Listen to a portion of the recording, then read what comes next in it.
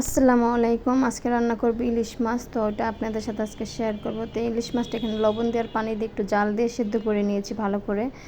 তো এভাবে করে সেদ্ধ করে নিলে কি হয়, ইলিশ মাছটা খেতে বেশি ঘ্রাণ হয়, মানে আমার কাছে মনে হয়। আর এটা আমার আম্মা এভাবে রান্না করতো, তো আম্মার রান্নাটাই দেখে আমি এভাবে রান্না করি সব সময়। আর এখানে দিয়ে দিচ্ছি পেঁয়াজ বাটা, জিরে বাটা, আর সামান্য একটু আদা আছে এটার সাথে। তো এই আর কি। তো আর আমরা যখন ইলিশ মাছ রান্না করি এভাবে, তখন আমরা রসুন ইউজ করি না, রসুন বাটা দিই না।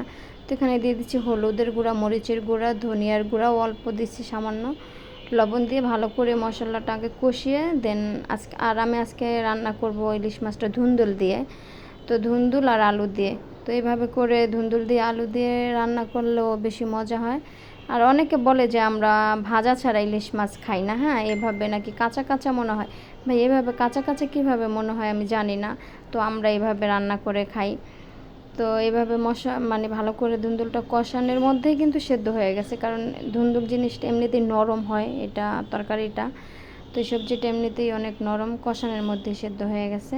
তো পানিটাও অতটা লাগে নাই। তো যখন একদম হয়ে আসছে তার আগ দিয়ে আমি ইলিশ মাছটা দিয়ে দিচ্ছি। আর এইভাবে করে ইলিশ মাছটা যারা বলেন তারা একবার হলো রান্না করে খেয়ে দেখবেন। যদি ভালো না লাগে খাওয়ার দরকার নাই, আমাদের বাসা আবার পাঠায় দিন।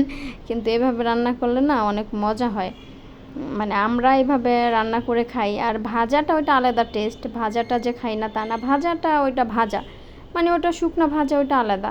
কিন্তু যদি আপনি তরকারি দিয়ে কোনো সবজি দিয়ে রান্না করতে চান, তাহলে এভাবে রান্না করে খেয়ে দেখবেন। মাছটা আগে জাল দিয়ে সেদ্ধ করে দেন এইভাবে রান্না করলে না মাছটা কাঁচা থাকে না ভাই, এটা একদম প্রপারলি সেদ্ধ হয় আর অনেক সুন্দর রান্না হয়। আর ইলিশ মাছ না এখন আমরা যেভাবে খাই, এটা শুধু লবণ দিয়ে পানি দিয়ে জাল দিয়েও খাওয়া যায়।